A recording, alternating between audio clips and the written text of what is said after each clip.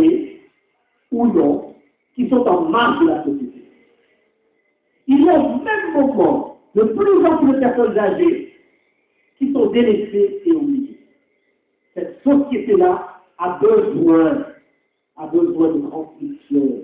Elle a besoin d'organiser l'intergénérationnel. Il faut créer des espaces intermédiaires de la transmission entre les générations.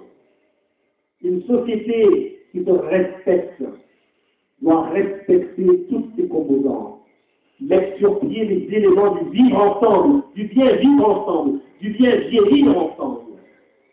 Et l'une des compétences du Conseil général serait d'allouer des fonds pour que les logements des personnes âgées soient existants, pour leur permettre de vivre leurs vieux jours dans de bonnes conditions, dans des logements acceptables, et ça en priorité.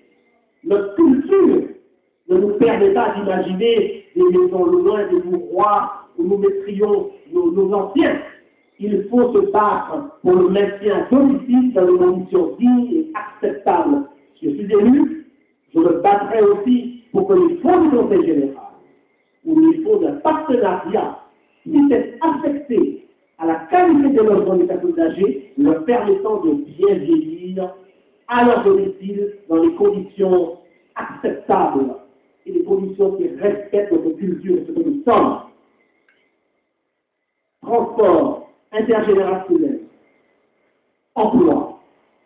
L'élu de demain doit véritablement parler des problèmes qui nous concernent, de vos priorités. Je sais qu'ils sont beaucoup en campagne, qu'ils parlent de beaucoup de choses, mais je vous demande d'aller les écouter.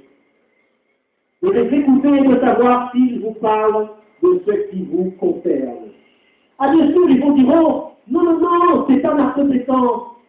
Non, c'est pas ma compétence. Autrement dit, vous mourrez de faim et de soif, et on vous dit à dire, je veux vous aider, mais ah non, l'eau, c'est pas ma compétence. Manger, c'est pas ma compétence. Alors tu sers à quoi si c'est pas ta compétence? L'élu d'aujourd'hui, même si ce n'est pas toute sa compétence, doit être capable de mettre autour de la table tous ceux qui ont la compétence, les compétences, et ce, à votre service, dans votre intérêt. J'aurai l'occasion d'aller plus en détail dans cette question pour vous dire que l'élu aujourd'hui, ce n'est plus l'élu d'hier, c'est un manager territorial. Il doit être capable de mettre tous les gens autour d'une table pour régler les questions. Mais ce n'est pas ce qui les intéresse. Ce qui les intéresse, c'est ajouter du pouvoir au pouvoir. Moi, je veux ajouter des emplois aux emplois. À peine vous êtes adjoint au maire d'une commune, vous commencez à comprendre comment ça marche, vous voulez être conseiller général. Pour quelle raison? Parce qu'il paraît que si vous n'êtes pas conseiller général, vous ne pourrez pas être un bon adjoint au maire. Qui a raconté ça? Parce que demain, cet adjoint au maire devenu conseiller général, si ça te faisait, vous dira, ah non, je ne peux pas être efficace. Il faut que je sois député de la Guadeloupe. Et c'est ainsi qu'on ajoute du pouvoir au pouvoir sans jamais trancher les vraies questions. La seule chose qu'il faut faire pour mettre tous ces gens-là au bas, c'est que véritablement un homme ait un seul mandat.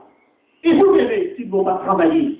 Et vous verrez s'ils ne vont pas s'occuper de ce pourquoi on les a nommés, en sachant que s'ils ne travaillent pas, le seul mandat qu'ils ont, ils vont le perdre.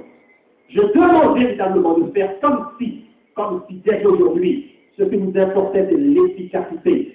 Et l'efficacité commande qu'on s'occupe à fond et pleinement de ce pourquoi vous êtes mandatés. Car en fait, que se passe-t-il? En multipliant les mandats, eh bien, ils ne font rien. Ils font tout à demi. Ils ne font rien.